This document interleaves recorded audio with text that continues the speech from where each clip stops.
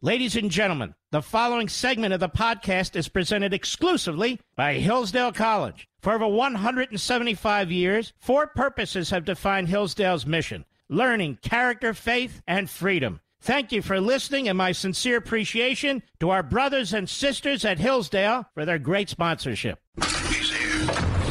He's here. Now, broadcasting from the underground command post, deep in the bowels of a hidden bunker, somewhere under the brick and steel of a nondescript building, we've once again made contact with our leader, Mark Levin.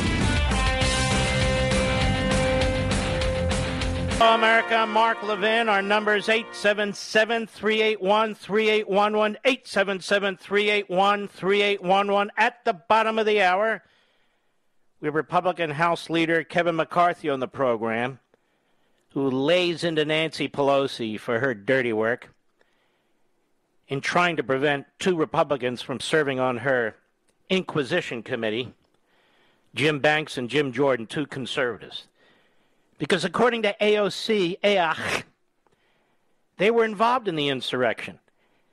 Now, is a classless, low-IQ commie who should know something about insurrections. She embraces communism in Cuba. She embraces Hamas and Hamas's terrorism. She embraces open borders. She doesn't care how many people come across the border who are MS-13, who have the coronavirus, if they have long criminal records. She could care less. And, of course, she's the leading light of the Democrat Party, which means collectively a dim bulb. And in the final hour of the program, we will have a dear friend of mine, Pastor John Hagee, on the program. He's just fantastic. What is this, an evangelical Christian and a Jew? Best friends? Yes, we are. I couldn't be prouder of it. He is fantastic. His whole family is. So is mine, by the way. And that is true. I wanted to mention something to you. We just got the New York Times information for the book lists that they put out for fiction, nonfiction, hardcover, and ebooks. And in nonfiction, hardcover, and nonfiction ebook,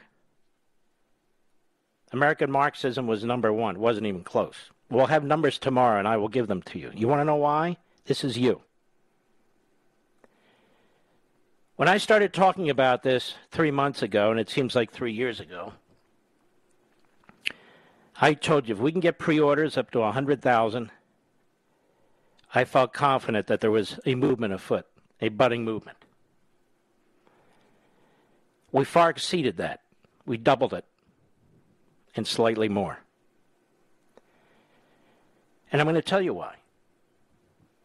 Because you're not going to give up on this country. You want your kids to learn science and math, literature, and English. You want your kids to be prepared for the future. Not little fanatical revolutionaries brainwashed against their family, against their faith, and against their country. And you're not going to put up with it anymore. You believe in the United States of America, a real country with real borders. You do not accept what's going on the southern border and the treachery of the Democrat Party and what it's doing. You do not accept the American Marxist agenda when it comes to our economic system, the Green New Deal, whatever that is. You do not accept the use of climate as a political weapon by this spawned Marxist movement that is at war with capitalism and your private property rights, has no respect for you as an individual or your unalienable rights. You embrace our history. You embrace the founders and the framers. You don't want statues pulled down. You don't want books burned. You don't want people canceled. And you've had enough. and you want to learn as much as you possibly can about where this cancer comes from so you can address it. Because regardless of your skin color, regardless if you're a fifth-generation American or a first-generation American, regardless of your faith, we're all in this together. And what do I mean by that? You're a red-blooded American. Some of us were born here. Some of us came here. We're all red-blooded Americans. There are people who hate this country. They're psychotic. They are fanatics. They have contributed nothing to this country. Black Lives Matter has taken from this country. Its leaders have gotten rich off this country. So-called professors who come up with these phony books about critical race theory, they didn't invent anything. They're propagandists. They become multimillionaires, pawning their bigotry and their hate. There's an entire industry that's been built up in this country, inside the Beltway, spreading outside the Beltway, where men and women, radical Marxists, among others, push their hate and dress it up. And dress it up as something else. Their racism. But at the bottom of all these movements is the Marxist ideology. Not in every particular, but in enough of particulars, as the book points out. We have to be willing to stand up to this. We cannot be passive. This is not a passing fad. We're on our heels. Our backs are against the wall. We have corporations in America who we've expected in the past to stand up for capitalism. They don't.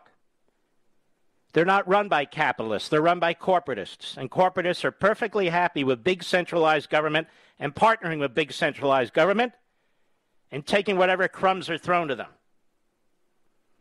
We've learned a lesson.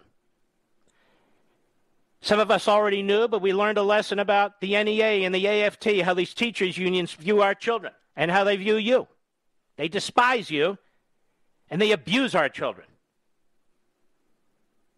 They are Marxist mouthpieces that push critical race theory and any other theory, with emphasis on the word theory, that the most radical elements of this society are promoting. The media. What media? What media? A conga line of buffoons, low IQ clowns, self-aggrandizing phonies? That's not media. That's not media. The New York Times, one of the most hideous, inhumane, genocidal supporting corporations ever to exist in this country? And somehow it's celebrated. It's celebrated because it is the newspaper, so to speak, of these various movements and of the Democrat Party. It always has been and it always will be. It's a disgusting, disgusting propaganda sheet. Disgusting. And then there's the Democrat Party. I've talked about this before, but I want to underscore the point. This is a party that's never embraced this country. This is a party that does not believe in Americanism. The party of slavery and the Confederacy, the party of segregation and Jim Crow, something that Joe Biden knows a lot about. It's a party that will do anything for power. So it moves from a party of slavery to a party of quote-unquote democratic socialism. It is a political party that uses the instrumentalities of government to steal our money, to steal our property, to brainwash our children, to treat citizens like second-class citizens and foreigners like first-class citizens. It is a party that is now openly at war with our economic system. It is a party that's now openly at war with our constitutional system, trying to pack the courts, trying to pack the Senate, trying to kill the filibuster and kill the whole purpose of the Senate. A party that rejects separation of powers. A party that accepts elections only when it wins. That has created a massive leviathan that passes most of the laws in this country. The Democrat Party, a very, very evil organization. Look at the Speaker of the House, if you must. Have we ever had a more tyrannical individual with a totalitarian mindset as Speaker before? No, we haven't. She votes for members. Legislation comes through her office, not through regular committees. She puts fences around the Capitol. They call in the National Guard. A little late, by the way. They call in the National Guard while she's trashing cops and law enforcement in other cities. She's militarizing police in Washington, D.C., and the Capitol Police, spreading her authority into Florida and into California. Have we ever had a Speaker of the House like this before? No. A tyrant. And look at the pathetic Chuck Schumer, who's hunched over, walking around, waddling through the halls. He has no majority. While they trash the framers and trash the Constitution gives the Vice President of the United States, as President of the Senate, a tiebreaker vote. So they use the Constitution to destroy the Constitution. And Chuck's in a hurry. They know their numbers are limited, that the next election cycle, you're going to rise up and you're going to throw these bastards out of office. No matter how many ballots they stuff, no matter how many laws they change.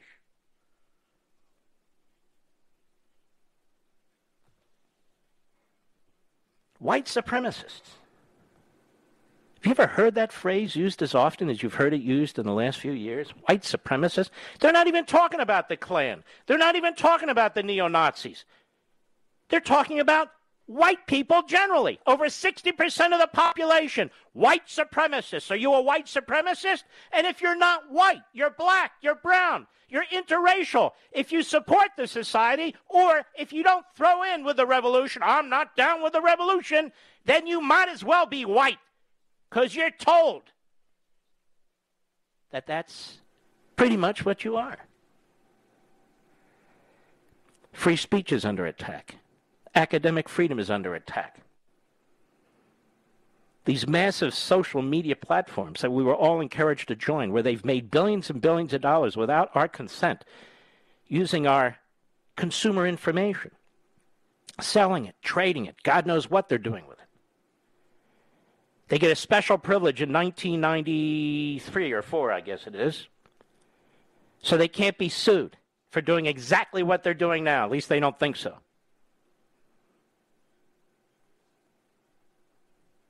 Free speech under attack. Freedom of movement under attack. Your own health decisions under attack. Your communities under attack with open borders. And I can go on and on and on. You've had enough. I've had enough. Who are these people? What is this movement? We need to know more about it. Not just what we see on TV or hear on the radio. We need to know more. We need to know who they are. We need to know where this is coming from, if we have a shot at doing anything about it. And we do. And it won't be easy. In fact, it will be difficult. In fact, the challenge is complex and it's daunting. But we red-blooded Americans, regardless of who we are, we don't roll over and play dead. Many of us have ancestors who have fought wars in defense of this country. Many of you have children who've died in defense of this country. We must not be the first generation that leaves our country worse off for our children and grandchildren. Then history will judge us as having surrendered the greatest nation that mankind ever created. and giving it to people who pray to an ideology that has slaughtered more people, imprisoned more people, tortured more people, starved more people than any other ideology that evil and sick minds have ever concocted before. That's why American Marxism is number one on the book list. I'll be right back. Mark Levin.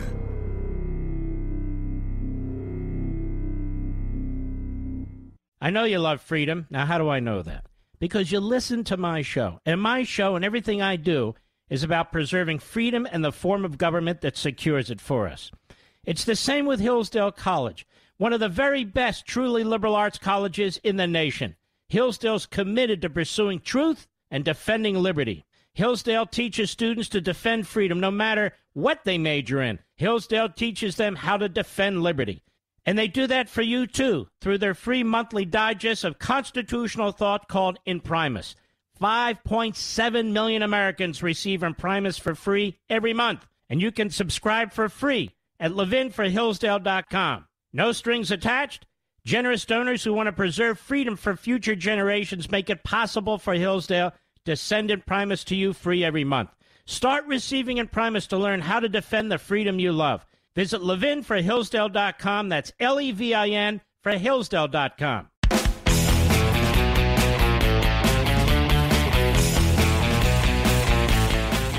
this, then we're going to move on, I promise. I want to thank all the friends we have in the radio business, people, wonderful hosts, wonderful program directors.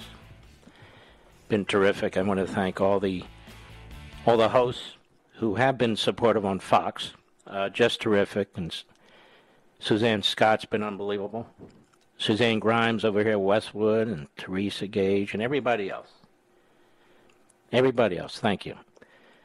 Now, when we come back, it's a short segment. I didn't really watch the clock carefully enough. We are scheduled to have Kevin McCarthy on the program. And one of the things we're going to discuss, of course, is what Nancy Pelosi just pulled in telling the Republicans who they can and cannot have on this January 6th committee. It's obvious what's going on here, and Liz Cheney is in full, outrageous, preposterous mode as she gives cover and aid and comfort to Nancy Pelosi and the other Marxist movements in the Democrat Party. Shame on her. Shame on her. I'll be right back.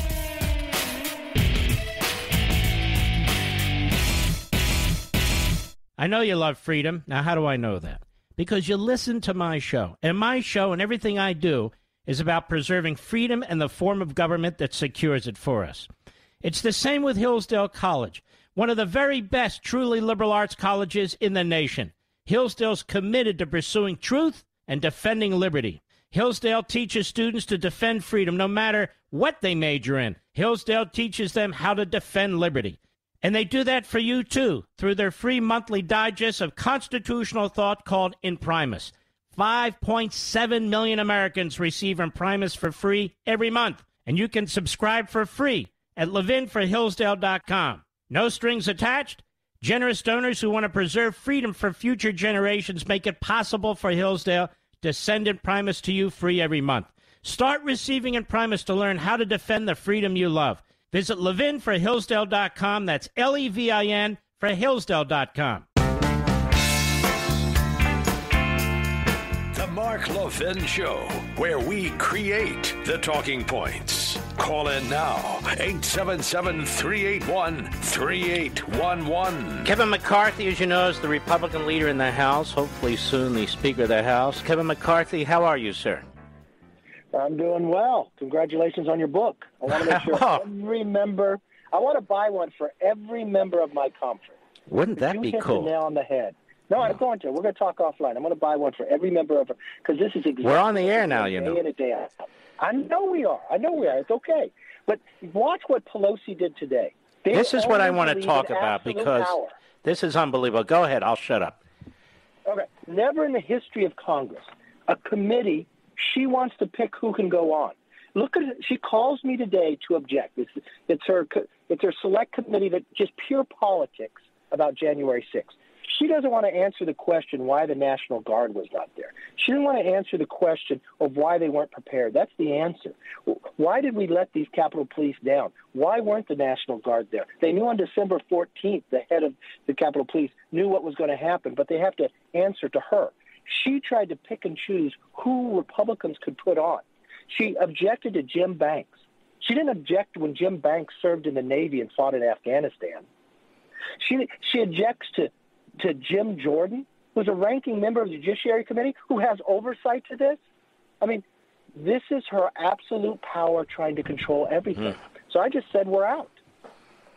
Which was very, very wise, I think. A very, very good move. You don't have to put up with this. She doesn't get to control both parties with an iron fist, does she? No, it's the people's house, not Pelosi's house. This is nothing but a sham, and it just shows she was never serious about finding the truth. Now, you pointed out she's destroying this institution. She's been destroying this institution for a long time, hasn't she? Yeah, now people have to understand this. She has now changed everything in the House. She removed, which we've always had in there, that the minority can offer a last amendment because the majority controls the rules. We never took that away. She takes it away. She makes magnetometers of whether people can get on the floor. Members of Congress, whether they're already checked before. She brings in proxy voting, so in her pocket, she always has the vote. All right, okay, wait a minute right there. Wait right there. Is that still in place? I'm fighting it in court. I'm taking it to Supreme Court. It is still in place. Why? Because this is a dirty little secret. If she didn't have proxy voting, Republicans would beat her on the floor because we show up for work. She's got members who have not been there. You know what else she did? She created this box up on top of the chambers with plexiglass. She allowed people that actually had COVID to come in because it's the only way she could win Speaker. Because you have to be in person to vote that day. Oh, my God. Is she power hungry? What's going on with this birthing person? I think that's the phrase, isn't it? What's going on with the Speaker of the House? She believes in absolute power. She literally said to me on the phone, we had a pretty intense conversation when she told me what she wanted to do. I bet. And I said, I checked with the historians. This has never happened in the history of Congress. She goes, I do know this is unprecedented, but this is what I'm going to do. She said her members don't want these people. They don't have a right to that. She has destroyed the institution. The institution, I don't care if it's this committee or any other committee. I don't like who she put on. She puts on Adam Schiff, who lies to the American public. She puts on Raskin, who's objected to every presidential that he's been around, wanted to impeach the president before he's in. But I respect the right that she has a person to pick who she wants. Now she wants to tell who Republicans can pick. The only Republican that will follow her is Liz Cheney. We understand why. By the way, she's gotten even worse. Oh, my God. She's like lost it. She agrees with Speaker Pelosi. Now, I want to ask you about this spending. Yes. I mean, unfortunately, you can't stop it in the House, but in the Senate, this guy Schumer, 50-50, they want to put amnesty in it. They want to put all the destruction of our voting system in it. I mean, have you ever seen a party that conducts itself like this? They're trying to do everything they can in the next year or two because they don't think they're going to have power in one or both bodies. No, but always remember, Venezuela, Hugo Chavez came in a democracy and then changed it. Mm-hmm. Changed the rules, just like what Pelosi's doing. Packed the Supreme Court. Then what did he do when they declared? Then he changed the Constitution. They are breaking us. The reason we have inflation is because of the Democrats' spending. The reason we have crime in the streets because of what the Democrats have done in defunding the police. Then what they did in California. You don't get charged if it's $1,000 or less. So people just walk into the stores and walk out. Target has to close down. Mm-hmm. The reason we have gasoline prices this high is because he stopped the pipeline in America but gave it to Putin and Russia to be able to go into Germany. These are democratic policies that are changing the course of the history for our nation for the worse. Mm-hmm. And look at the border, for God's sakes. I mean, unprecedented. And when I spoke to him and the vice president in the Oval Office, I brought up the border. You know what he told me? It was broken, and he's fixed it. Oh, it is. You know what? Last month was the worst month. You know the worst month before that? The month before that? Then the month before that. He's opened up the entire border. And this is worse. What does that mean? It means fentanyl came into our nation 300% greater. So people are dying. We are catching people on the terrorist watch list. And they're not coming from Central America. They're coming from Yemen. Why are they coming here? Who are they talking to? What do they have planned? And they ignore it. You think that enough information is getting out to suburbs and other places in this country where they're going to really go down to defeat big time this election cycle? I am feeling a movement I have not seen before. And you know what's most interesting, Mark? It's not just conservatives. I'm hearing it from independents. I'm hearing it from Democrats. I'm hearing it from Democrats' moms who are waking up of what's being taught in their schools. When they shut down the schools and wouldn't let people go and they put it on Zoom, people now paid attention to what these individuals are saying and teaching. They are teaching you to hate one another based upon the color of your skin.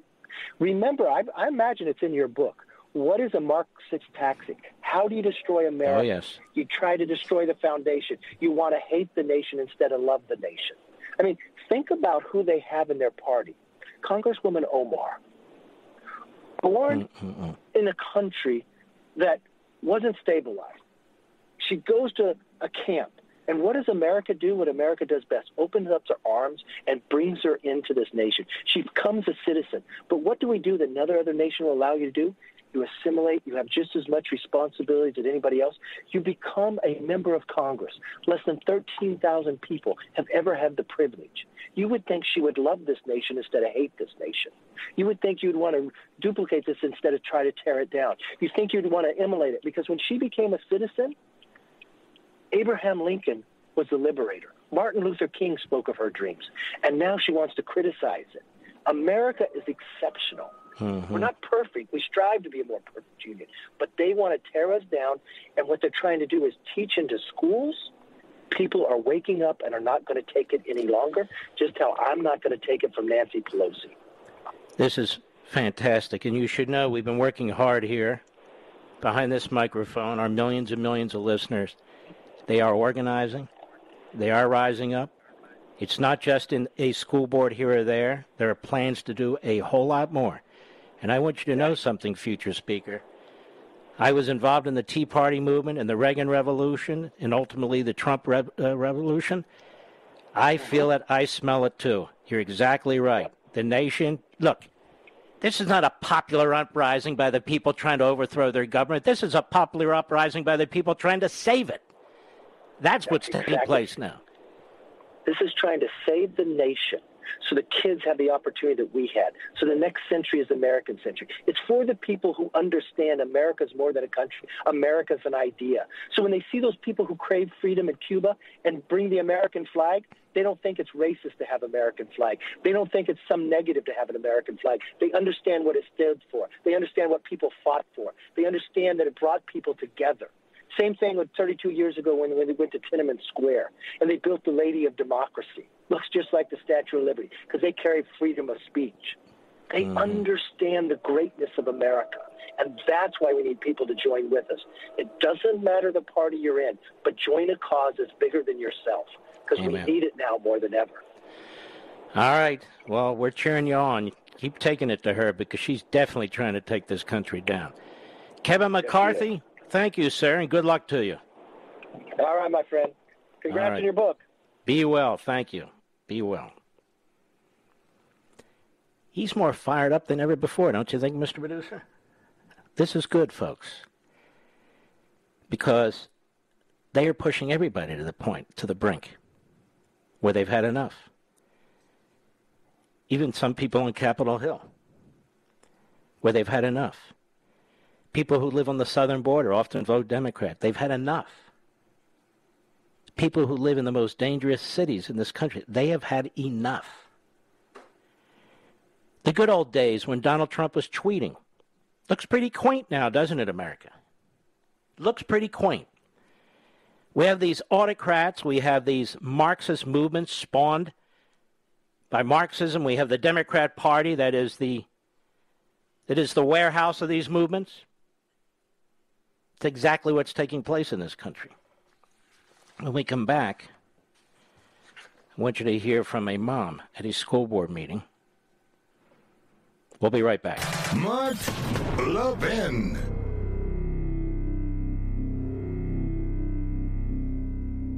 I know you love freedom. Now, how do I know that? Because you listen to my show. And my show and everything I do is about preserving freedom and the form of government that secures it for us. It's the same with Hillsdale College, one of the very best truly liberal arts colleges in the nation. Hillsdale's committed to pursuing truth and defending liberty. Hillsdale teaches students to defend freedom no matter what they major in. Hillsdale teaches them how to defend liberty. And they do that for you, too, through their free monthly digest of constitutional thought called Imprimis. 5.7 million Americans receive Imprimis for free every month. And you can subscribe for free at ləʻvɪn4hillsdale.com. No strings attached. Generous donors who want to preserve freedom for future generations make it possible for Hillsdale to send Imprimis to you free every month. Start receiving Imprimis to learn how to defend the freedom you love. Visit ləʻvɪn4hillsdale.com. That's Levin for Hillsdale.com.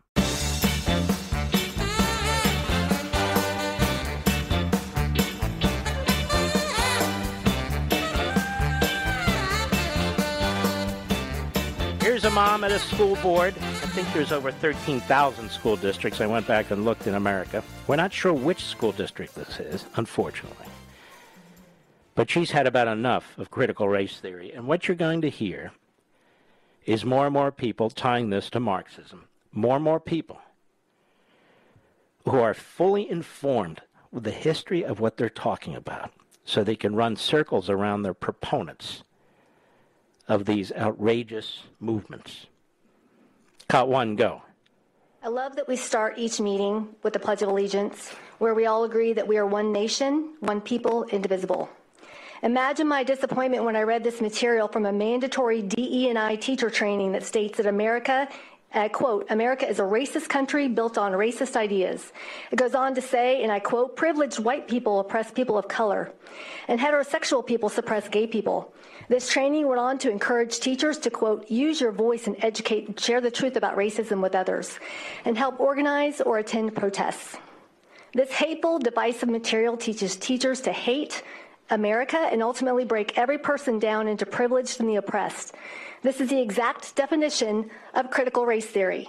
CRT is not a noun, as we've been using it. It's a verb.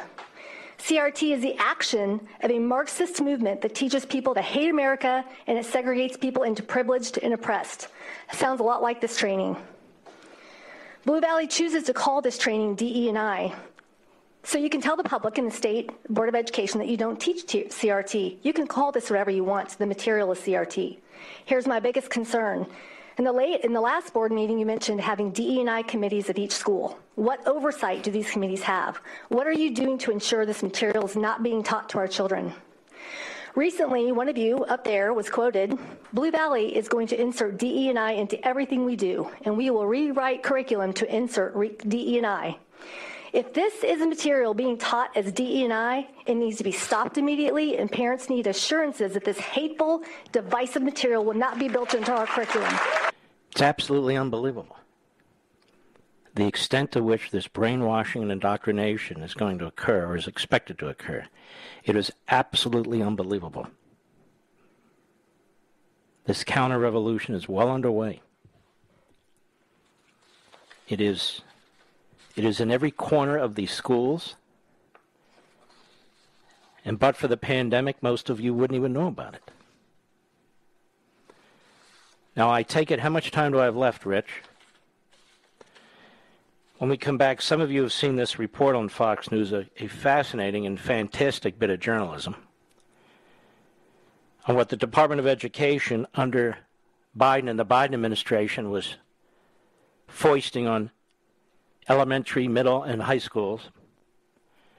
And then, it was a mistake when they got caught. It was a mistake. They were linking to a radical, racist, Marxist organization. to assist teachers and administrators on how to teach racism, basically. DEI, every school we're going to have these committees. Does this not sound like a communist movement to you? Because it is. And it is. I'm not going to defend the unwitting who go along because they think this is what we should do. It's the witting who know exactly what they're doing. And we're going to need to stop it. And this is just one of them. I'd love to hear from all the big mouths in professional sports what they think about this. I'd love to hear from all these so-called elected moderate Democrats who go back to their districts and say, I'm not part of that movement. Well, what are they doing to stop it? If you're a mother and a father out there and this is affecting your children, or you're a grandfather and a grandmother and this is affecting your grandchildren, you need to know who's promoting it and who's not. You need to know who's trying to fight it and who's celebrating it. You have not heard Nancy Pelosi denounce any of this. You have not heard Joe Biden denounce any of this. You have not heard Chuck Schumer denounce any of this. They support it. It is promoted by the propagandists at CNN and MSNBC. It is promoted by the propagandists, especially at the New York Slimes, where they promoted Stalin, where they even promoted Hitler to the extent they could, and they also covered up big chunks of the Holocaust. And they certainly promoted and helped install Castro. That's the New York Times and the 1619 Project that wants to ruin and destroy the greatest nation on the face of the earth.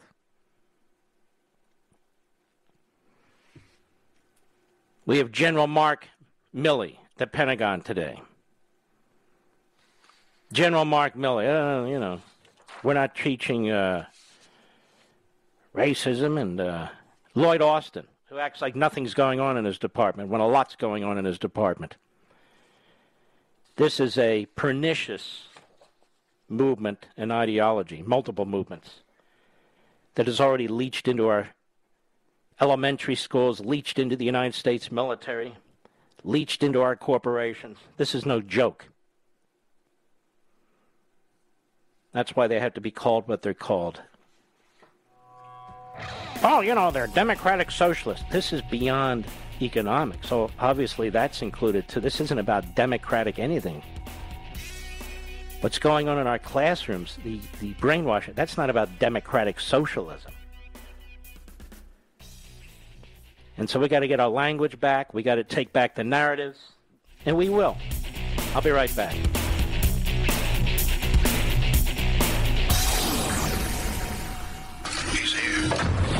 He's here.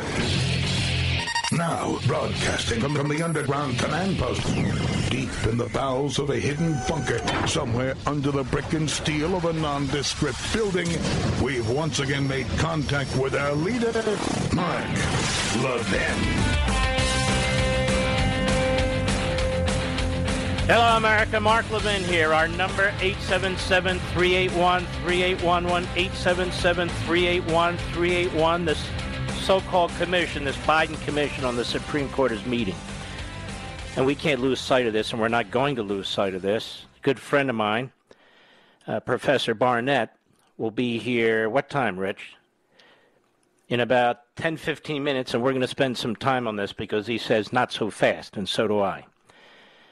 Many of you have seen a fantastic piece on Fox. Maybe if you're working, you don't have time to watch it during the day, by Asha Asni. Fantastic piece. And I want you to listen to this. I don't normally play several minutes of a Fox news story, but this really is the kind of journalism that deserves awards. This really is the kind of journalism that I grew up with, or my parents grew up with, and you really don't see much of it anymore. Cut 6, go. Shortly, schools all across the country will be preparing to welcome back in-person learning this fall. But a closer look inside the Department of Education's new handbook exposes an alliance that every parent should know about. What is that alliance? Fox News correspondent Aisha Hasni reports right now. Good morning. Hey, good morning to you, Steve. You know, it's a very important question that really every parent and teacher should be asking, right? The money, where does it go? Well, some of the money we found out goes to tried and true programs to help kids back on their feet. But Fox News also found other dollars of that fund might go to activists who want to send white teachers to anti-racist therapy. After a turbulent year of protests and COVID lockdowns, America's children are heading back to school, and there could be new lessons to learn. President Joe Biden's American Rescue Plan authorized $122 billion to the Department of Education for state education agencies. 90% of that money will go to local school districts, which in turn must reserve at least 20% to address the learning lost during the last school year. The administration asks they do that by using evidence-based programs like summer learning and after-school activities. But that's not all. Inside the Department of Ed's COVID-19 handbook called Roadmap to Reopening Safely and Meeting All Students' Needs, the department recommends schools use some of the money towards race and social emotional learning.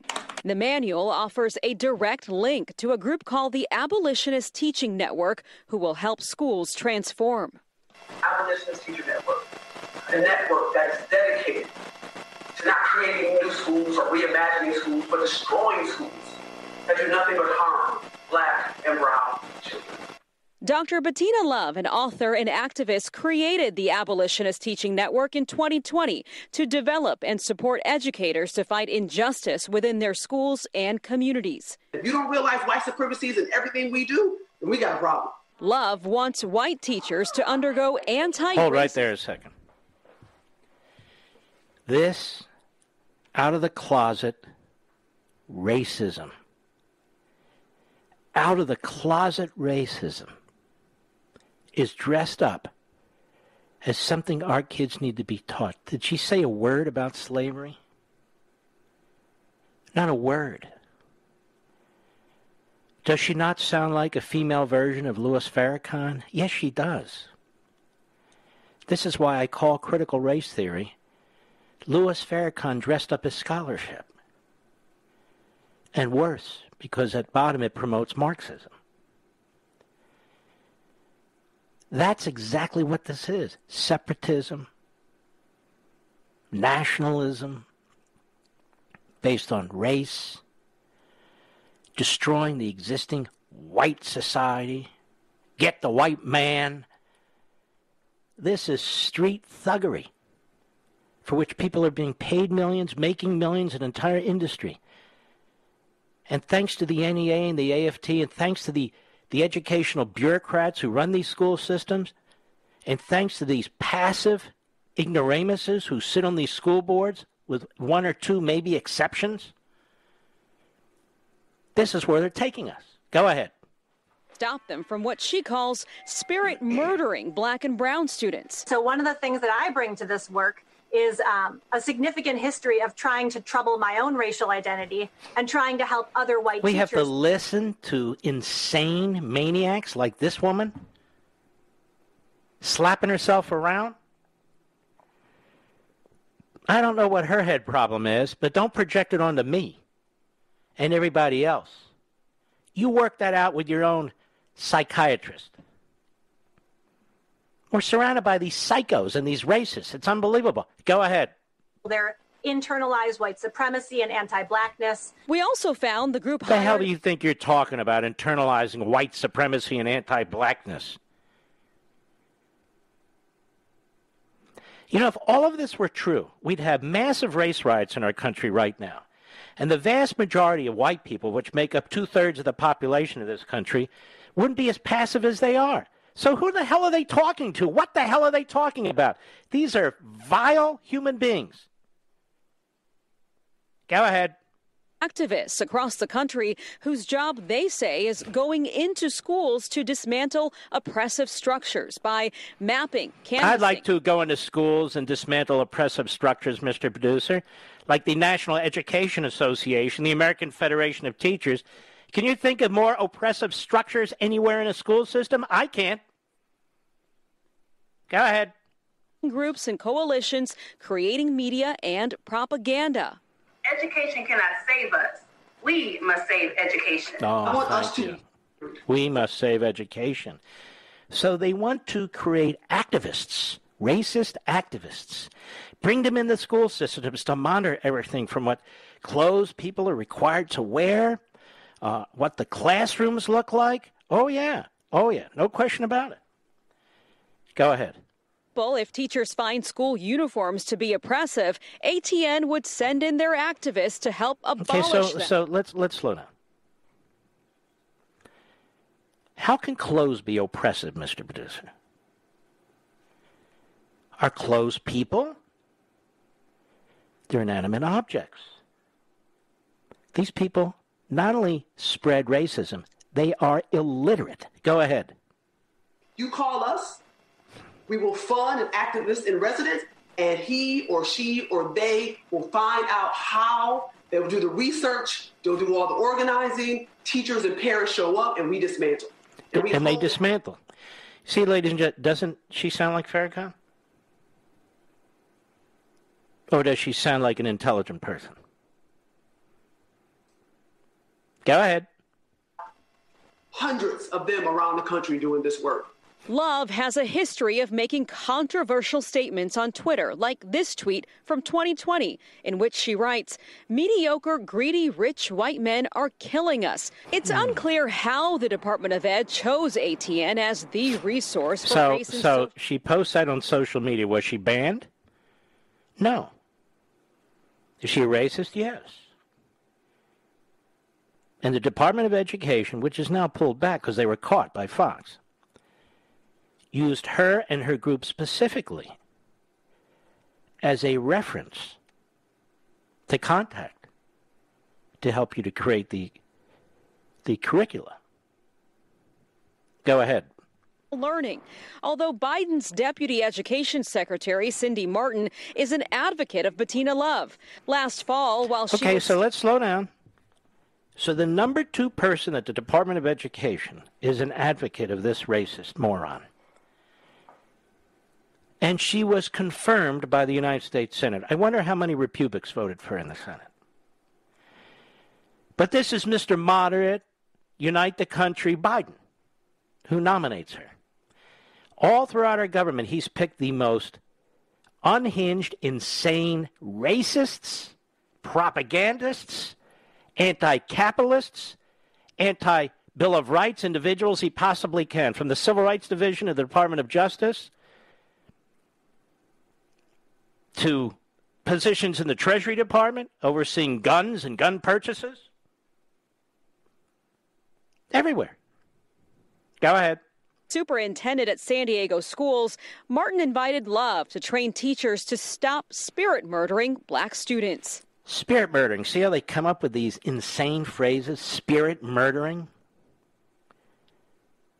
Now, by the way, they're not inciting insurrection. They're not inciting violence. No.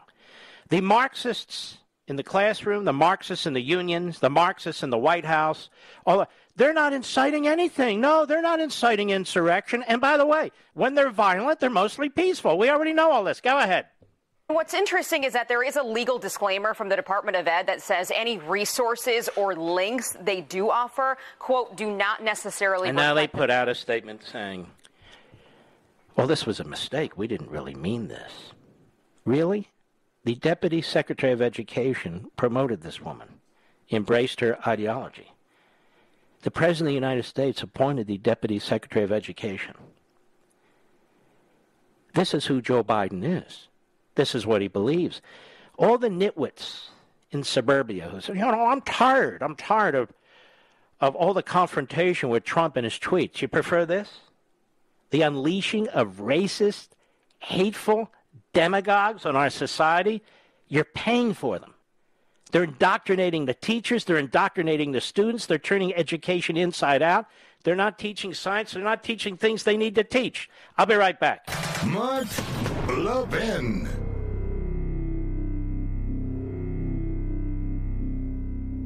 Over 2,000 of you, my listeners, made the switch from overpriced wireless carriers to Pure Talk over the past few months. We want the rest of you to join us and to see what we're talking about. If you're with AT&T and Verizon or T-Mobile, your family could save over $800 a year just by switching to Pure Talk. You get great coverage, you can keep your phone and your number, and you'll save a fortune. Pure Talk is the top-rated wireless company by Consumer Affairs with the absolute best consumer service team based right here in America. Does that sound good? Well, it gets better. Right now, get unlimited talk, text, and 6 gigs of data, just $30 a month. And if you go over on data, they don't charge you for it. They don't care.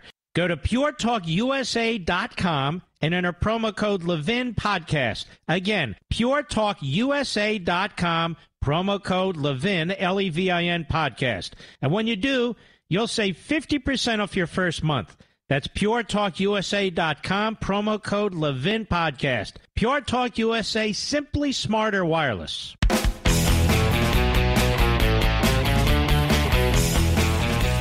Professor Randy Barnett, who's a law professor at Georgetown University. He's still there, actually. I think they haven't chased him off campus. Randy, how are you, my friend? I am very good, Mark. It's been a long time since we've seen each other. It's been a long time, but I call you in when we need you. Court packing is unconstitutional. This is a statement you gave to this so-called presidential commission on the Supreme Court, which is shocking to me in and of itself. I'm sure the Supreme Court justices are keeping an eye on this, and it could well affect them, depending on how they feel about things. Tell us what you said to the commission, and which is now printed here in Reason magazine. Yeah, I testified orally, and I submitted written testimony, which I recommend that people take a look at because it's got a longer version of the article. And really, Mark, the argument is actually very simple. And that is that this Congress does have the power to set the number of justices at any number it wishes, and that number is varied from 6 on the low side to 10 on the high side. For the last 150 years, it's been 9. But whenever Congress changes the law, it has to do so constitutionally. And you have to ask, what power is it using to set the number and change the number? And it's the necessary and proper clause, which gives Congress the power to make all laws which shall be necessary and proper for carrying into execution its powers, including and the powers of any other department, which is the judicial department. That's what it is, which means a law to change the number must be necessary, and it also must be proper. So we have to look and see what the meaning of necessary is and what the meaning of proper is. All right, let's slow down, because you make a very, very important point. This clause, which is kind of tucked away, necessary and proper clause, has the court recognized this as an important clause?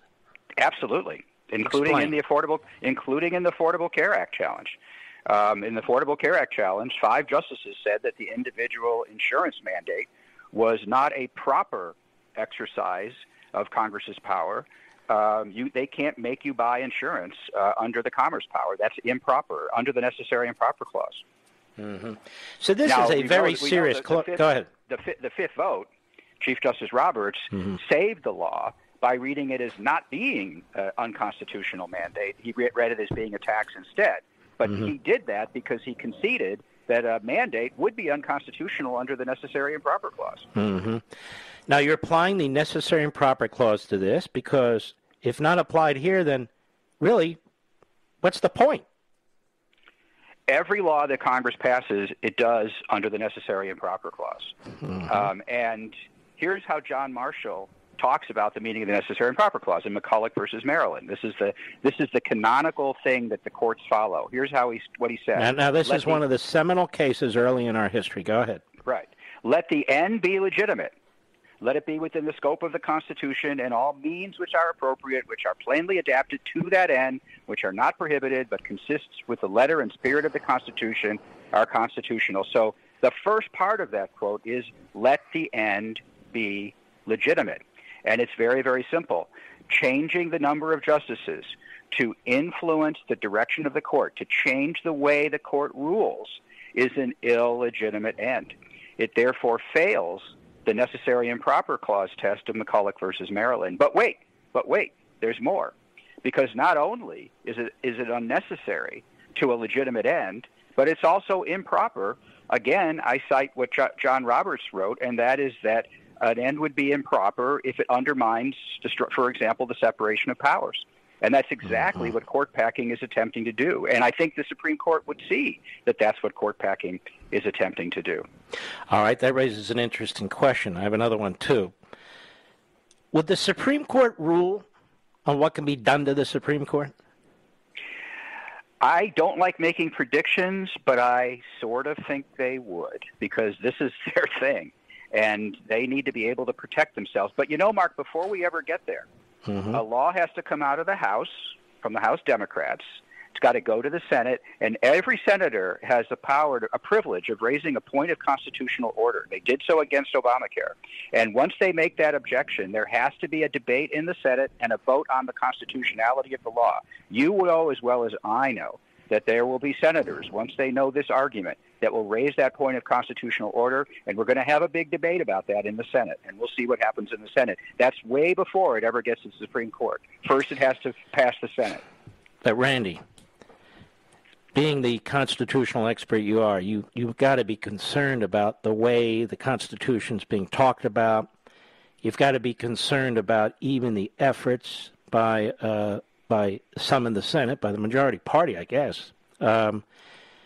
What it talks about, they don't talk about amending the Constitution. They just want to plow ahead with really no majority, and then they have the vice president vote. This has to be very concerning to you. What concerns me is the threat, because I think the justices, I'm afraid there are justices that are already being influenced by the threat, like they were in the past. And so that's what concerns me more than anything. I honestly don't think this commission was set up to lay the ground for court packing. I think this commission was set up because President Biden didn't want to squander his first term on this issue, on this losing issue. He wanted to get the $3 trillion of money spent. That was more important. So he wants this threat hanging over these justices. Well, sure, but he also wants to kick this can down the road. I would be surprised if this commission even endorses court packing. I think it's more likely to endorse term limits for justices, frankly. That's the direction. I hate to tell you this. I wrote a whole book on term limits for justices. Well, you know, we don't agree about that. Well, no. Let me slow you down. I know we don't agree about that. That said, depending on how they approach this, I may reject it. You know, if they want to use it as a way of packing the court or packing ideologues in the court, the hell with it. I don't think that's where this commission is going, frankly. I think this commission... Well, hold on. I want you to tell us where you think it's going after the break. Can you do that? Absolutely. All right. The great Randy Barnett, law professor, Georgetown University. I shall return.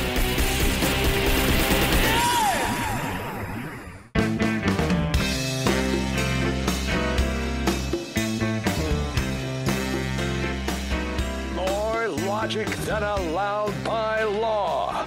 The Mark Levin Show. Call now at 877-381-3811. Randy Barnett is our guest. He's a professor of law at Georgetown. Randy, I believe you were saying that what the commission is going to do is, and what is that? Well, I don't know for sure what they're going to do, but the first thing I would say is that they're not charged with making any recommendations. So that's not their mandate. They're not supposed to make a recommendation. So that's very important. So now, hold on now, Professor. You did testify, right? Yes, I did. You know who's on this commission, right? Yes, I do. You really think they're going to abide by that? I'm just asking. Yeah, I do. I actually do. First of all, I'll bet you $2 they don't. You're on. All right. Actually, I'll bet you a steak dinner. I'll go. That'll go for. I almost said the same thing. All right, a steak dinner. Okay, steak dinner. No, they are supposed to present the pros and cons in favor of the different foreign proposals that they're listening to. So they're going to do the pros and the cons, and the witnesses that they are hearing from, by and large, I think a majority of them have been against court packing, including left-of-center professors from Harvard like Noah Feldman and from Duke like Neil Siegel. Now, there's been some for it, but mostly they've been against it. Where I think they're going to see more pros than cons, and I've already getting that sense from listening to their questioning, is on term limits, because I would say a majority of people they're hearing from kind of favor term limits, And I think that's even true of some of the commissioners. So you're not going to get a recommendation. You're going to get a balance. You're going to get a report that shows pros and cons. And there are 7 or 8 right of center originalist scholars on this commission, which is kind of how I got to testify. Out of how many? Out of 30 or more. I mean, it's imbalanced. But look, there's more balance on this commission than there is at the Georgetown Law School. I can tell you that. There's more balance at the in the Politburo in Communist China than there is in the. Now, let me ask you. You're a very positive person, aren't you? No. Well, I am. Yes, I'm a positive. I'm a glass half full person. Mm-hmm. Because whenever we have these discussions, you sound like glass half full, which is perfectly fine. You know, people like glass half full. I'm definitely glass half empty because I see what's going on around here, and I'm very concerned about it. Yeah, look, I think that if President Biden wanted to make this a priority, he would have said so in the campaign. He would have not set up this commission. Doesn't mean it's not still. It doesn't have to be the number one priority to be a priority, right? Yeah, it could happen, Mark. We need to fight it. I'm just saying that. Now, let me ask you. Let me ask you this. So, do you think this? If this were, well, let me ask it this way.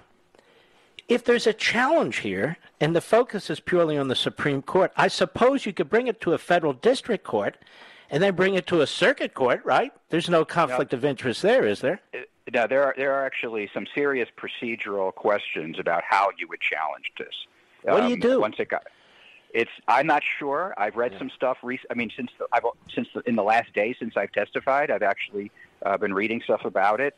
There was going to have to be a request for an injunction before any new justices take office, because once they take office, I think at that point it'll be too late to do anything about it. But actually, Mark, I think the biggest threat here, and if you want to see how the glass is half empty, it's the effect that all of this talk is having on the court now. Mm-hmm. That I agree. We're paying the price for that now. Mm-hmm. So they would just as soon let this hang over the court's head without doing it. Just nice little court you've got. Have you ever seen anything like this? Too bad if anything were to happen to it. Have you ever seen anything like this? We're about the same age, give or take. Yeah, I think I'm probably a little older than you. No, we're probably about the same age. Oh, I hope you are, but I don't know. I haven't seen anything quite like this. I mean, I haven't, but that's true across the board, Mark. Isn't it? Yeah, we're in uncharted territory, and I don't know where this is going to end up. You know, I've changed my residence to the state of Florida because of this, and the free state of Florida. I mean, that's a major change in my life because of what's going on. But you can still teach at Georgetown? Yeah, well, I can. I have to commute there. Oh. Well, let me say this to you. I don't blame you, because we're headed there, too. And I just hope everybody who goes there doesn't start voting Democrat, or we'll have nowhere to go, will we? Right. Well, I don't know. You see, there's another glass half empty, half full. Of course, you're very worried about that, but then a lot of people who are going there understand what they're fleeing. Mm-hmm. You're a man of the law. Have you ever seen such disrespect for the law? It is about as bad as I've ever seen, and you know, You were a prosecutor. You were a prosecutor in Chicago, right? I was a prosecutor in Cook County, Illinois, and so I have some idea of what corruption looks like from the ground up. Operation Greylord was happening right at the time I was a prosecutor, but I can tell you what we have is corruption on a national scale now. Mm-hmm. What's happened? What it used to be like growing up in Chicago. That's what it's like in D.C. now. That's what it's like across the country. All right, my friend. Well, we do need to catch up. There's no question about it. Did I get gloomy enough for you now, Mark? Is that satisfied? Are you satisfied? Listen, you got to be a realist, or you can't wrestle to the ground. If you walk around as a Pollyanna, it ain't going to fly. You're not going to call me a Pollyanna now? I like my steak well done, by the way. Oh, yeah? Okay, we got a bet. What's the bet again? Let's just be clear what the terms are. I said that this commission's going to make a recommendation. And you said, I don't think so. You don't think so? Okay, there we go. Steak dinner. All right, my brother. My best to your family. You take care of yourself. Okay, you too. You say hi to your lovely wife for me. If you insist. I'd rather just kiss her.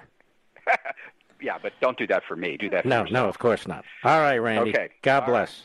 Take care. Yeah, she's terrific, my wife. This book, Wouldn't be possible without her. I get very moody when I'm writing books, Mr. Producer. Have you noticed that? I'm never moody, am I? But when I'm writing a book, I'm reading these depressing, it affects you. And often I had to step away from it. And then I had to decide, do I want to really drag down the reader? The answer is no, but I got to explain it in a certain way. And that takes some attention to how you word things. But you can be very, very moody and impatient. Somebody once told me I'm impatient. Do you believe that, Rich? It is unbelievable. You want to hear something funny? I shouldn't tell anybody this, which means I'll tell you all this. I don't think I've told anybody this. Anybody, including in the family. So there I am, a nervous wreck. And I'm going to ask my Julie to marry me, obviously several years ago. And we're at our favorite restaurant, Flash Beach in Hope Sound. Unfortunately, it's been sold. And I'm very nervous. And she noticed. She said, what's wrong with you? I said, I'm sorry. I'm fine. And I'm eating, is the way she explains it. And then I look up, and I say to her, do you know Sean Hannity calls me impatient? What do you think about that? And she looks at me like, what, are you out of your mind? Where did that come from? And that was that. And then the next morning I asked her. Because for some reason the people around me say I'm impatient. I don't get it. I don't get it. Oh, just kidding. I'll be right back. Mark Levin.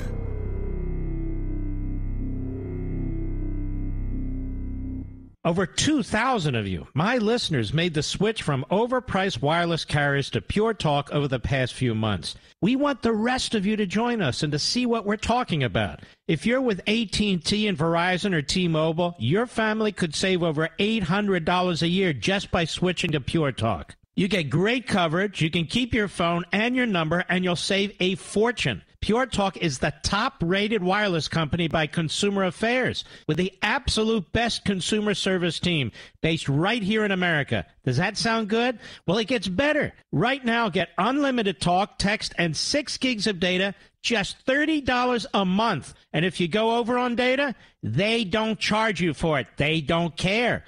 Go to puretalkusa.com and enter promo code Levin Podcast. Again, puretalkusa.com, promo code Levin, Levin Podcast. And when you do, you'll save 50% off your first month. That's puretalkusa.com, promo code Levin Podcast. Pure Talk USA, simply smarter wireless.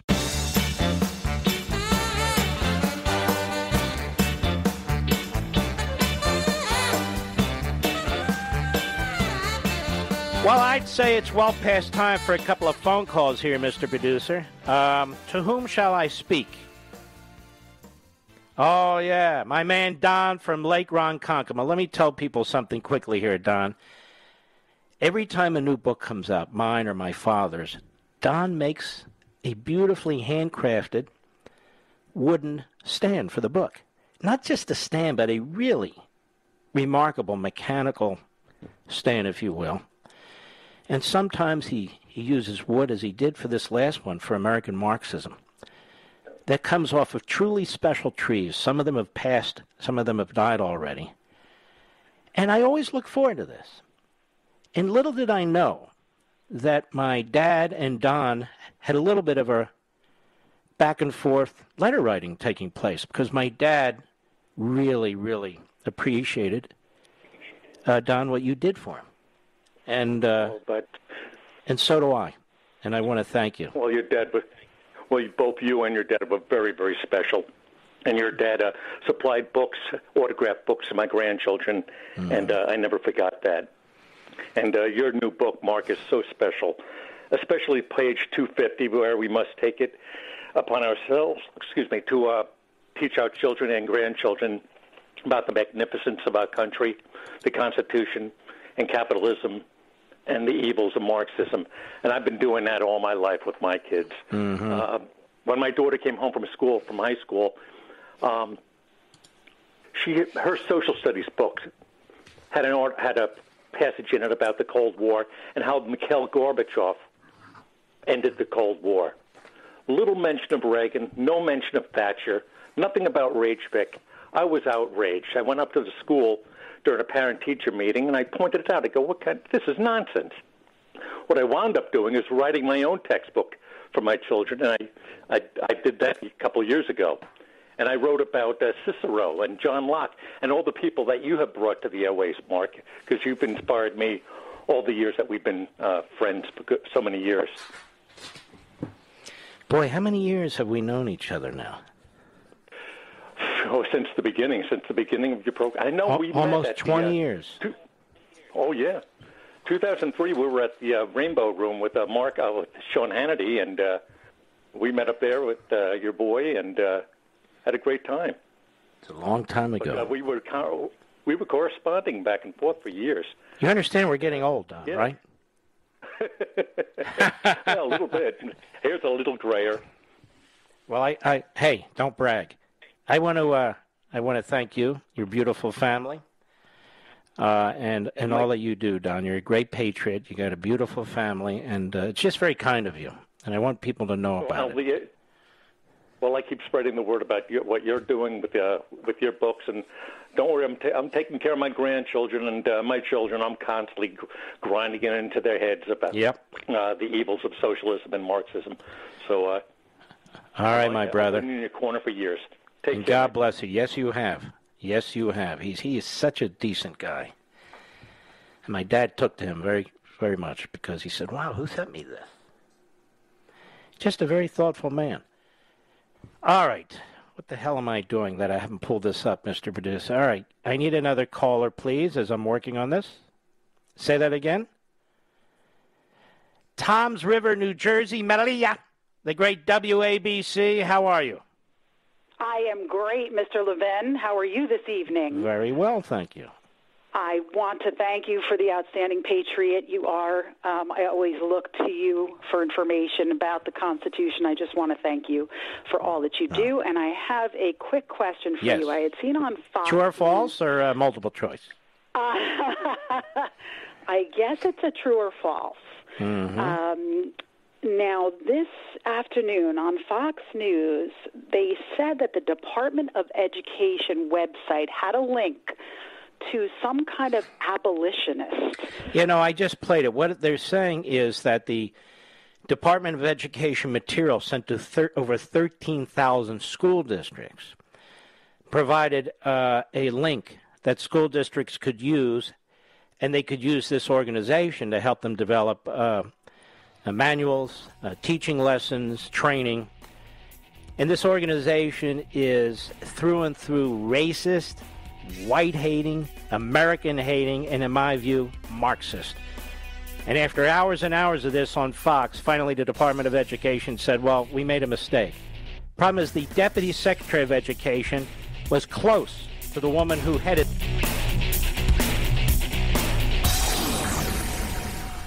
Ladies and gentlemen, this final hour of the podcast is sponsored exclusively by AMAC, the Association of Mature American Citizens. Now over 2 million conservative members strong, AMAC believes in and stands up for the values that we care about: faith, family, and freedom. Thank you for listening, and please support AMAC. And you can become a member at amac.us/join.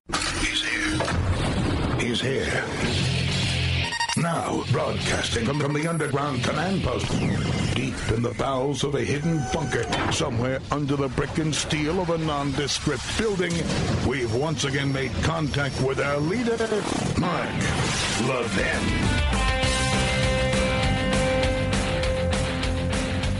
Welcome, ladies and gentlemen. You know, months ago, the question was raised here about Nancy Pelosi and security. We spent a lot of time on this respecting January 6th. We explained who reported to whom. We explained public statements from the head of Capitol Police and others. We. Who's we? I explained what was going on in the Norfolk FBI satellite office with the NYPD information getting to Christopher Wray, director of the FBI's desk, but he hadn't looked at it. That the President of the United States, Donald Trump, had offered up 10,000 National Guardsmen. There were actually reports in the newspaper, I can't remember which one, but there were reports about information that was known in advance by law enforcement on Capitol Hill. And I asked the question then, which some are asking now, because this January 6th committee. What did Nancy Pelosi know? And why can't we find out? Now, there have been statements by frauds in the media, Democrats dressed up as journalists, some of them actually keeping their pants on. And they've asked questions like, oh, are they going to call Kevin McCarthy to testify? No, a better question is, will Nancy Pelosi be called to testify? Will Nancy Pelosi be called to testify under oath? Because this committee is a fake fraud committee to begin, to begin with. But did Nancy Pelosi turn down additional security? Was she not available to be consulted with when information was brought to the Capitol? Was information brought to the Capitol? I think we have every right to know. And I'm sure the intrepid investigative journalists at the New York Slimes and the Washington Compost, and at MSLSD and the Constipated News Network, and all the rest of the entrails out there that call themselves media, I suspect they don't care. I care. This committee needs to call Nancy Pelosi to testify publicly and under oath. Publicly and under oath. So we can all find out what took place. We have a great guest coming up in a few minutes, Pastor John Hagee, who's a friend of mine and just a fascinating man, quite frankly. But I want to take some calls in the lead up to this.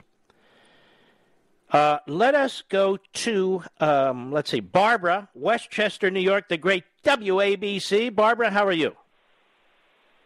Good. How are you, Mark? Very well, thank you. Well, Mark, I'm going to tell you a little story. Yeah. I bought 5 of your books. Whoa, hope you got a and discount. I got the book. Yes, I did. Good. Yes, I did, in between working 2 jobs. Oh, boy. I managed to order 5 books, and I got them. And Thank you. I made my list, and I said, I'm going to send it to this one, this one, and this one. And wouldn't you know, I didn't get one for myself. Oh, I'll take care of that. I said, okay, that's no problem. That's no problem. I said, first of all, I downloaded Audible, so I'm covered. And then I said, I'm going to go to Bookends. He'll have a book signing, and then it's a virtual signing. Mm-hmm. And I work overnight, so I couldn't do it. And then I found out about the Reagan Library, but I had already taken vacation. So it's not about the book. Barbara. Seeing you and your wife. I'm here to help you. We're going to give you a signed copy. You managed to get through, and look at you. You're really out there. You're remarkable. So don't hang up. We'll get you a signed copy. Who are you giving the books to, by the way? Well, I'm giving the books to my family. 2 of my family members. One of them is my dear sister, and she'll probably never speak to me again because she's a socialist. Oh, great. Okay, and I've known this for 30 years. Just tell her to read the damn book. The other one is, I will tell her to read the damn book. And then the other one is my cousin who just voted for anybody but Trump. Well, you got quite a family there, no offense. For. Yes. Well, the thing is that, Mark, it wasn't always this way.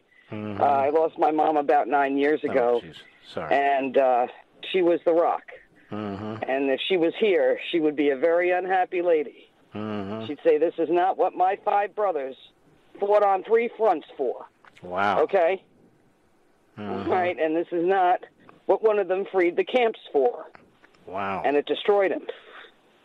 So, it destroyed him? She would not be a very happy camper right about now. Hold on now. It destroyed your brother. Why? Because of what he saw? No, her brother, yeah.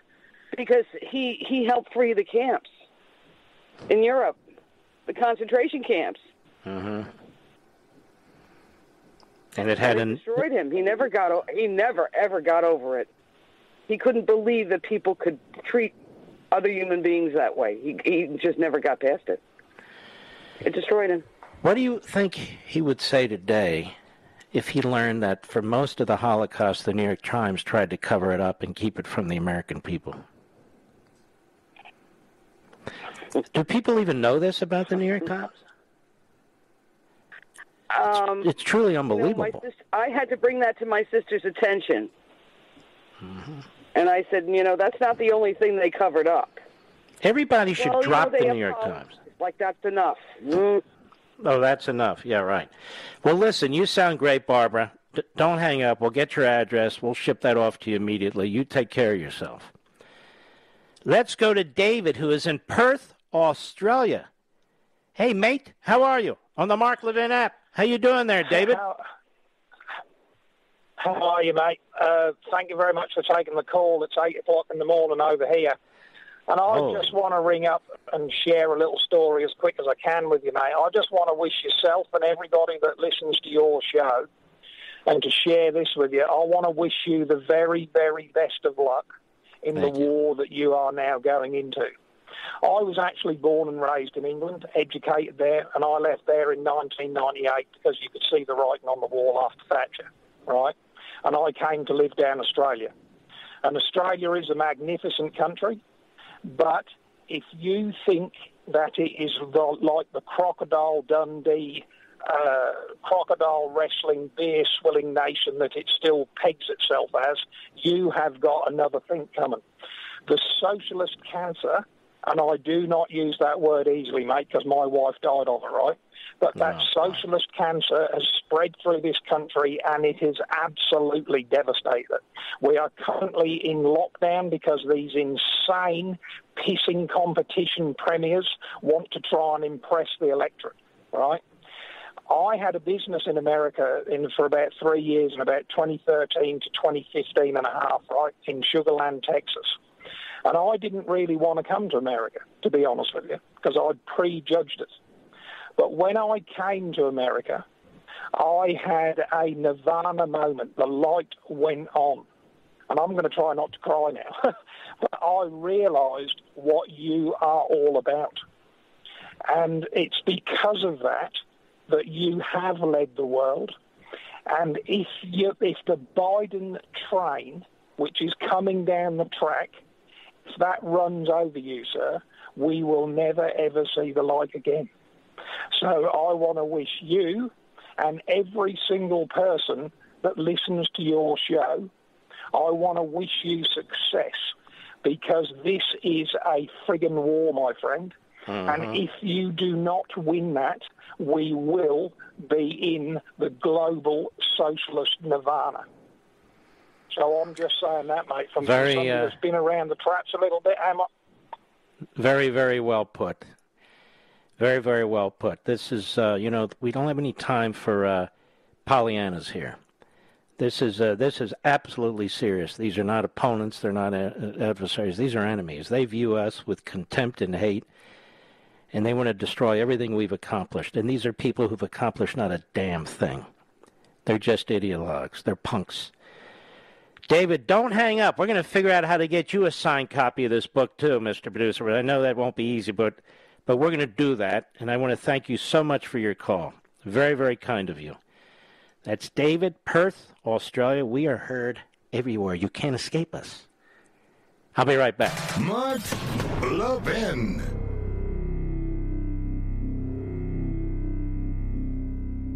AMAC, the Association of Mature American Citizens, is one of the fastest-growing organizations in America, now over 2 million conservative members strong, and I'm one of them. AMAC believes in and stands up for the values that we constitutional conservatives care about. More than talk, AMAC fights. A full-time presence in Washington, AMAC pushes back against reckless spending, disasters like Medicare for All, and the expanding reach of the federal government. And beyond advocacy, joining AMAC gives you access to a wealth of benefits and discounts, including special member-only rates on car insurance, travel discounts, cell phone plans, and a hell of a lot more. And if that's not enough, you'll get AMAC's bi-monthly magazine, full of insightful articles on issues that matter to most of us, we conservatives. As I said, I'm an AMAC member, and you should be too. Join today at amac.us. That's AMAC.us.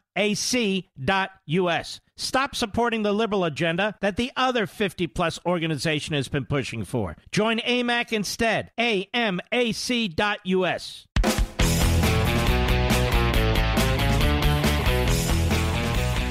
Pastor John Hagee is a remarkable man. He's built a remarkable church. He's an evangelical Christian. He has raised a wonderful family.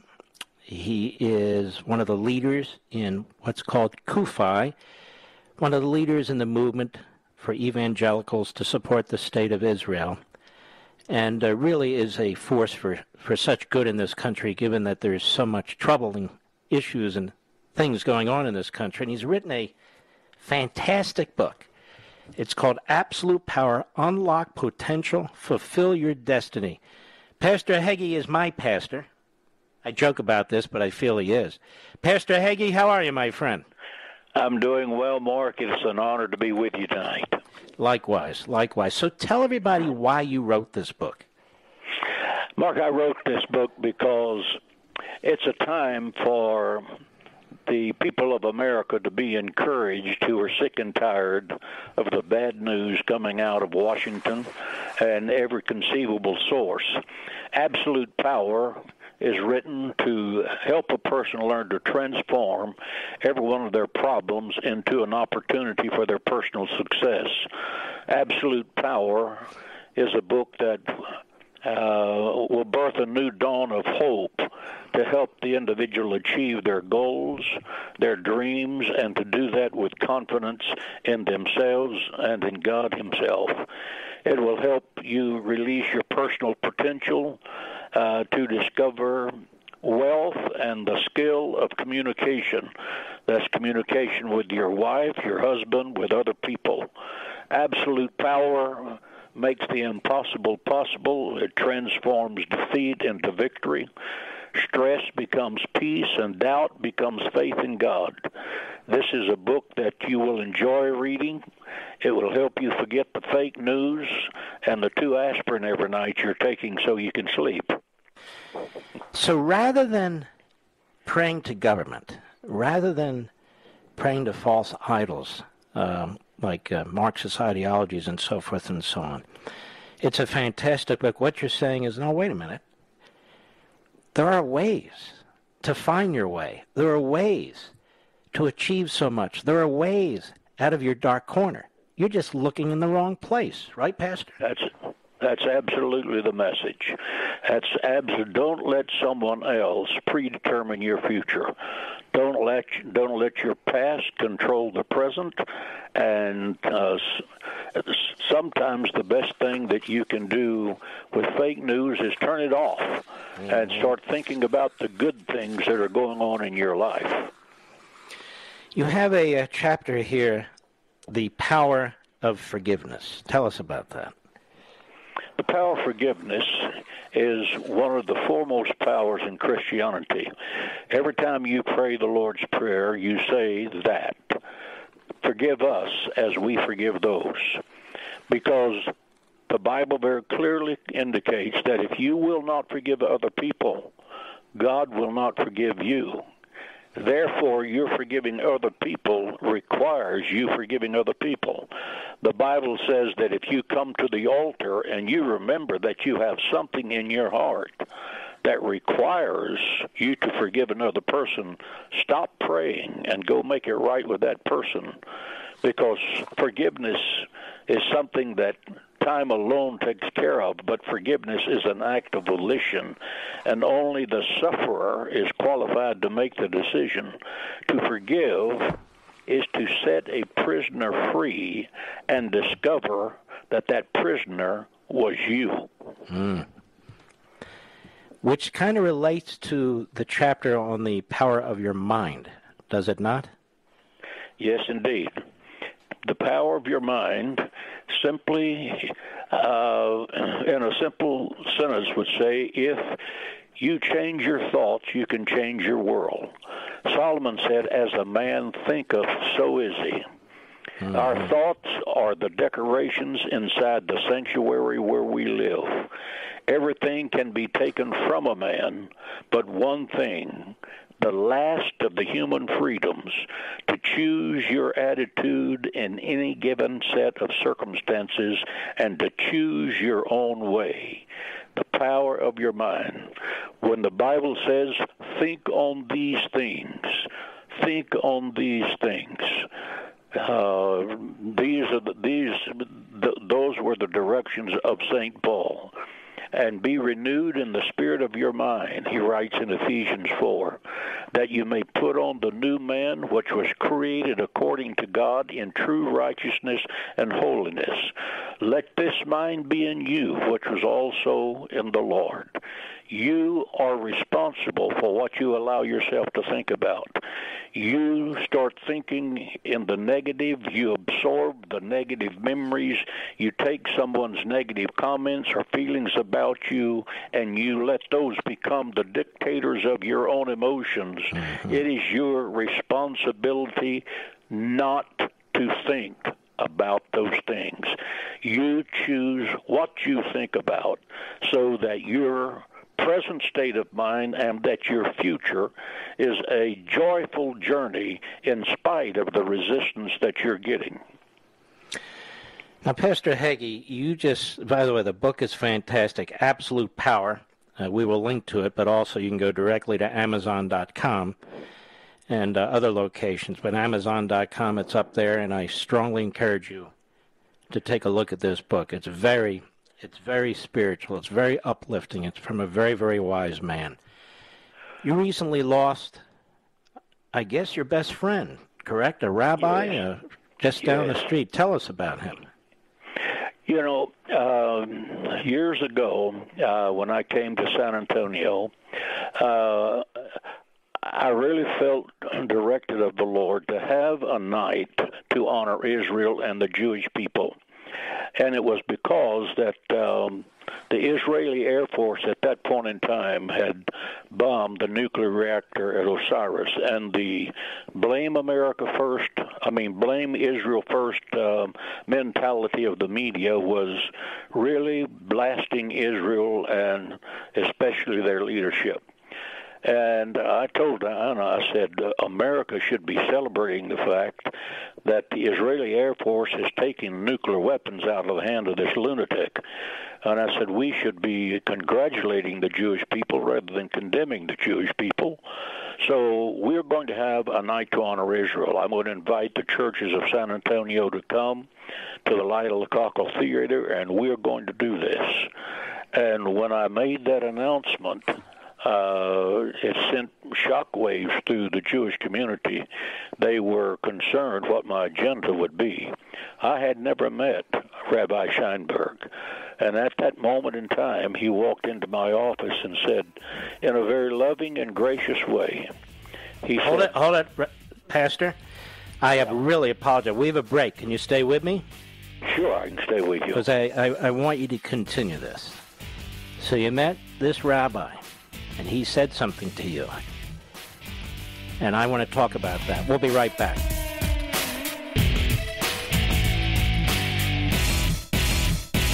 AMAC, the Association of Mature American Citizens, is one of the fastest growing organizations in America. Now over 2 million conservative members strong, and I'm one of them. AMAC believes in and stands up for the values that we constitutional conservatives care about. More than talk, AMAC fights. A full-time presence in Washington, AMAC pushes back against reckless spending, disasters like Medicare for All, and the expanding reach of the federal government. And beyond advocacy, joining AMAC gives you access to a wealth of benefits and discounts, including special member-only rates on car insurance, travel discounts, cell phone plans, and a hell of a lot more. And if that's not enough, you'll get AMAC's bi-monthly magazine, full of insightful articles on issues that matter to most of us, we conservatives. As I said, I'm an AMAC member, and you should be too. Join today at amac.us. That's AMAC.us.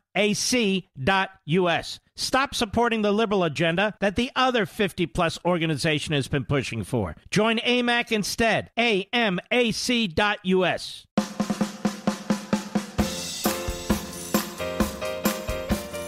Mark Levin, America's Paul Revere. Call him now at 877-381-3811.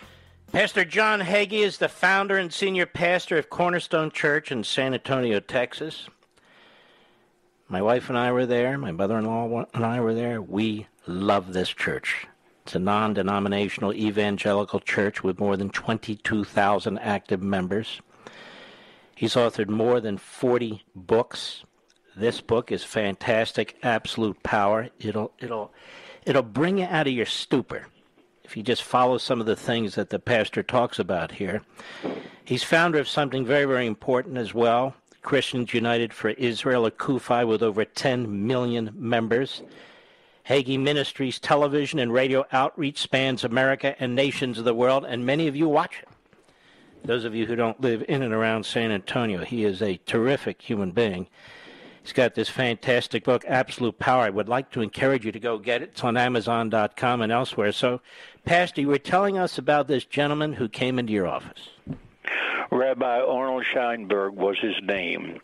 I had never met him. He is a rabbi from New York that came to San Antonio, and he walked into my office with a beautiful, optimistic approach to his fellow man and his deep and abiding passion for the Torah that made him an individual that you could not help but love. Over 40 years ago, Rabbi made an exceptionally courageous decision to encourage the Jewish community of San Antonio to extend trust to a Gentile Christian pastor desiring to support Israel. While the rest of the community was concerned, without Rabbi, there would never have been a night to honor Israel. And that night to honor Israel led to a second, and they began to spread across America. In the year 2006, when Ahmadinejad started talking about Israel being a one-bomb nation, I told the rabbi we need to form a national organization of Christians in every state, in every city by voter zone, and we are going to create a national organization that has the strength to help Israel and the Jewish people. He said immediately, we can do this. Without Rabbi, there would never have been a night to honor Israel the first time in 1981. Neither would there have been a Christians United for Israel that started in 2006. And the landscape of the modern relationship between Christians and Jews in America would never have been transformed. Rabbi Scheinberg was the best friend in the ministry that I've ever had. He was a godly man. He was my partner. He was my friend, and he was my brother. And I will miss him dearly the rest of my life. Boy, you're bringing tears to my eyes here. I met him, when was it, Pastor? Last year, I guess it was? Yes. Very, very kind man. Very, very gentle man. And boy, did he look up to you. He was always that way. Mm-hmm. I don't know of another man that ever brought tears to my eyes, but on one occasion we were flying to Washington, D.C. for Christians United for Israel National Summit.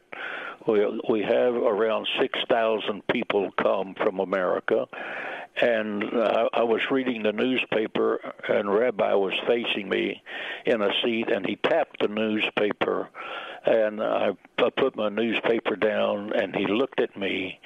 He said, just out of the blue, he said, I want to tell you how much I love you.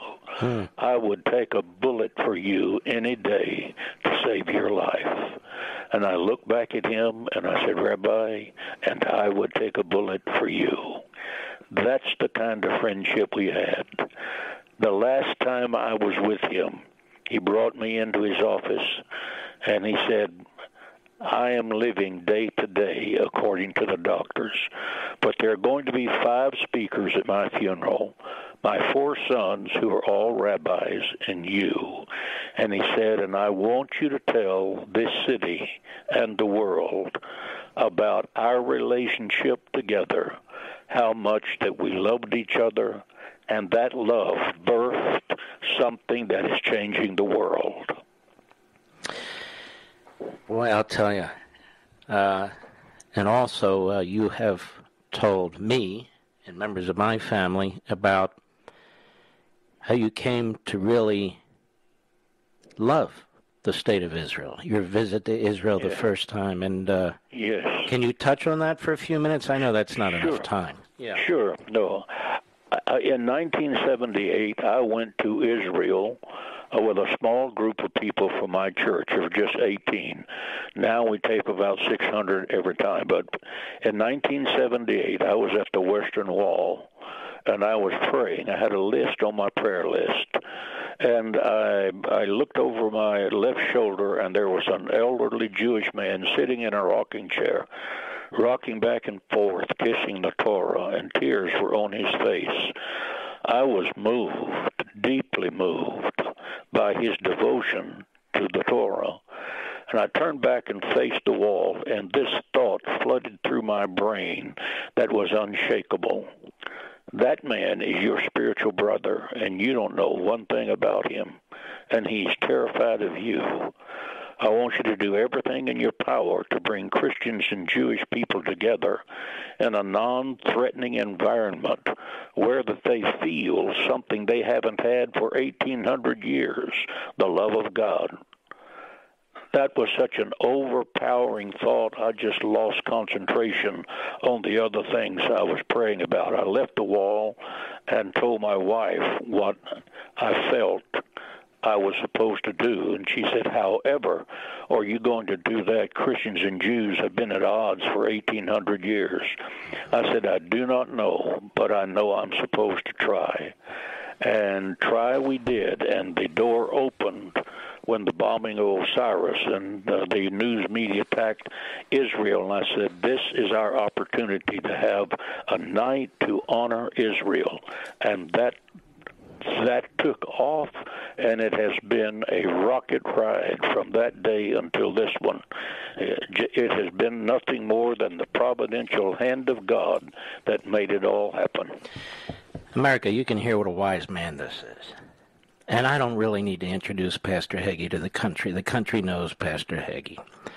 This is a fantastic book, Absolute Power. I want to strongly encourage you to get it. When you go to Amazon and you're looking to get my book, go ahead and get Pastor Hagee's book too. It'll do you a heck of a lot of good. It really will. Personally, it'll make a huge difference. You can hear him. When you just break bread with him, it has an effect on you. There's something about you, Pastor, the wise man, the enlightened man of few words but critical words, that draws you to the things that you have to say. You have a very, very special character about you, and you formed this organization, Christians United for Israel, and it is a fantastic organization. You have millions of members. It has done so much good in the world. And you're really like the first one everybody comes to, whether it was in the Trump administration or the Netanyahu administration or whatever it is. When they were in a pickle or something, they would call Pastor Hagee, and they would seek his advice. I happen to know this personally. And I cannot thank you enough for the goodwill, for spreading the word of God, and for your friendship to me and our family and your beautiful family. And I want to strongly encourage people, it'll make a difference in your life, to get a hold of Absolute Power. And Pastor, God bless you, my friend. God bless you, Mark, and it's always an honor and pleasure to be with you. Give my love to your wife and your family. Dan and I love you much. And you too. And God bless you, sir. Again, I want to strongly encourage you, Absolute Power. He's not trying to do anything to you. He's trying to open things to you. Whether you're a Jew, whether you're a Christian, whatever you are, it doesn't matter. That's what he's trying to do. And he's very, very, he's just a very wise man. You've heard of wise men? This is one of the wise men. I'll be right back. Mark Levin.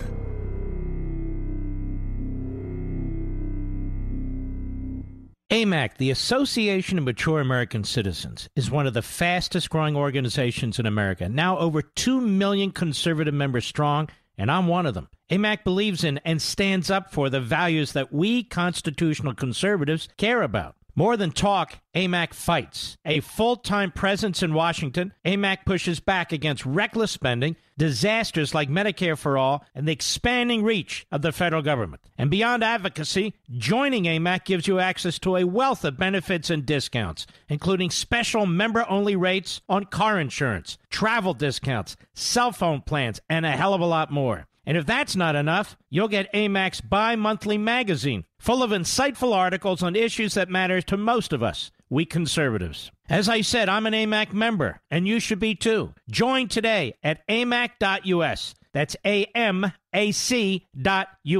Stop supporting the liberal agenda that the other 50-plus organization has been pushing for. Join AMAC instead. AMAC.us.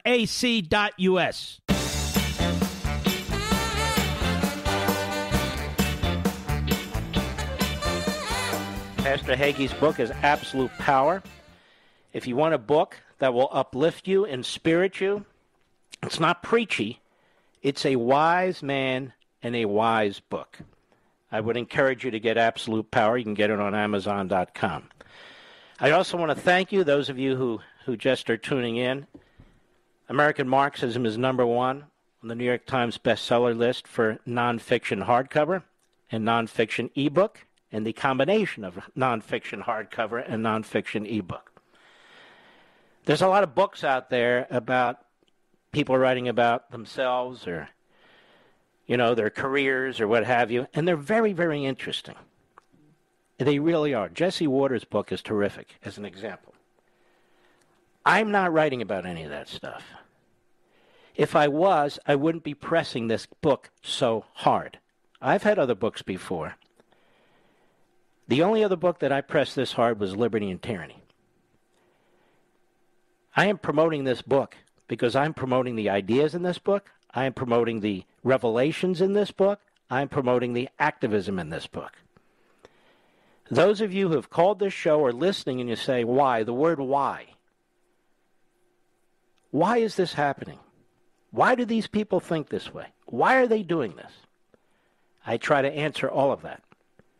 And so now you can answer it, and you can spread the word, and you can be the Paul Revere's. It's one thing to debate and talk about Marx and all these other things, but it's another thing to talk about them, learn about them, and then do something about this, which is the message I've tried to get across to our friends in the radio business and TV business. It's very, very important.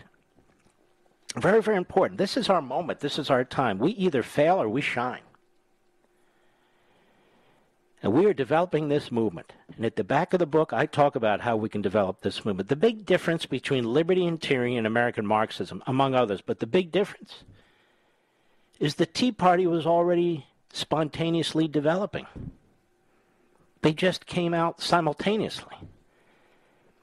Right now, our movement is a movement here, a movement there, a movement over here, a school board over there.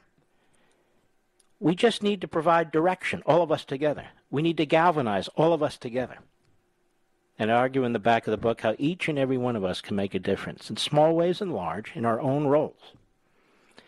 Many of you have statesman-like qualities and leadership qualities you may not be aware of, but they will present themselves if you take this to heart. You've already seen it. Mothers and fathers going to school board meetings. That is fantastic. And that is the beginning. It can't be the end.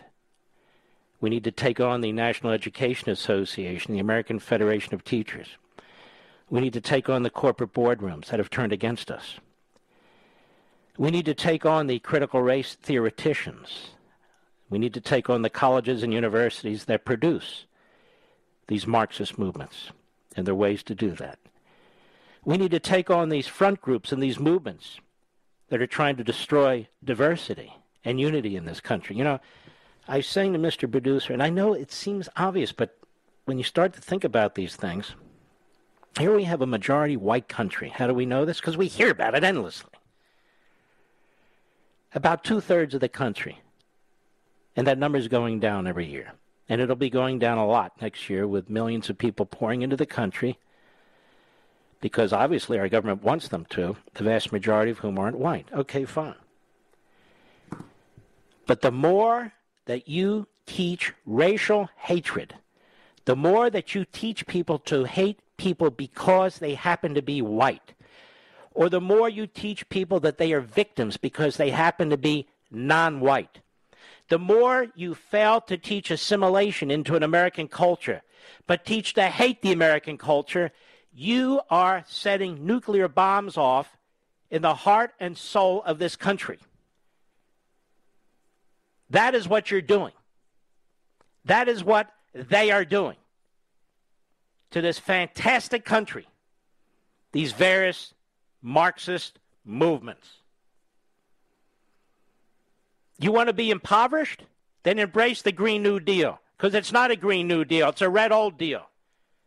You want to be impoverished? This is a degrowth movement that believes in contraction, in economic contraction, even though the population is growing. They believe you people, Americans, you're slovenly, you have too damn much, and so therefore it needs to be shared. And how is it to be shared? Get less. These are unhinged ideologies that are taking hold in our country. It's no joke. It's no joke.